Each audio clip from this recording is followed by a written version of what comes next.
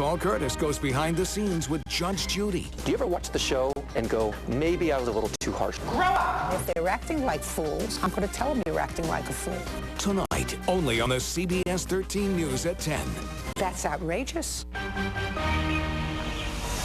Real cases, real people. Judge Judy. 18-year-old Kayla Hunter claims former friend, 17-year-old Cody Santalucia, drove her car during a night of drinking and wrecked it.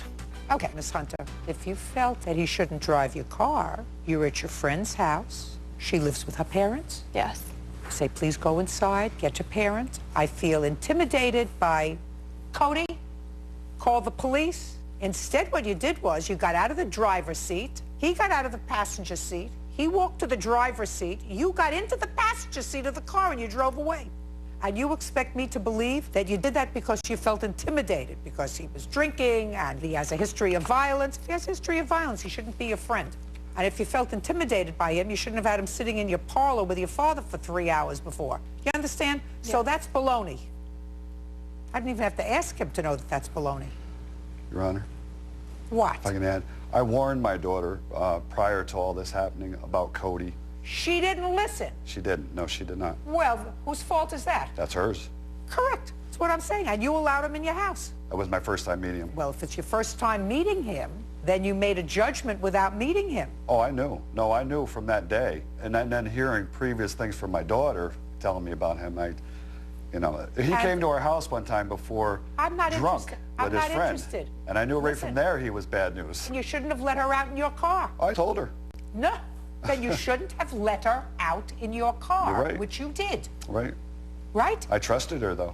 You didn't trust your own instincts. I mean, if he came to your house drunk, sir, and if those feelings were fortified after he spent 3 hours, according to your daughter, sitting and talking to you in the house, I would have said to my daughter, listen, you want to go someplace with him?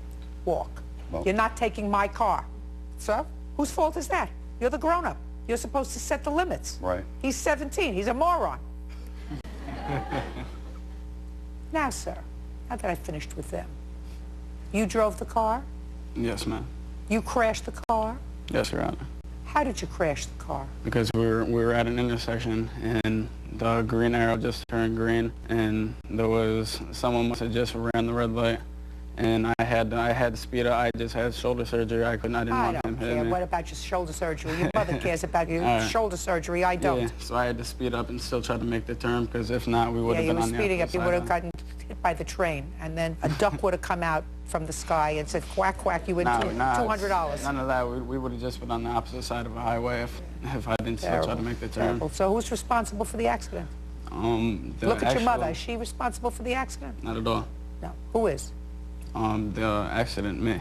What? Me. There we go. Look how easy that was. Good. So you have to replace a car. It was totaled, right? I don't think so. Well, if you're responsible, how do you expect to take responsibility? You want to go out and have a party? You want to join the circus? What do you want to do? No. Well, what I'm asking you, what do you want to do? Nothing like that at all, Your Honor. I'm asking you what you want to do. If you're taking responsibility for having the accident, what do you want to do? First of all, I shouldn't have been driving at all after that. Yeah, and whose fault is that? Somebody grab you by parts of your body that we'll talk about at another time and say to you have to drive? Judge Judy continues in a moment.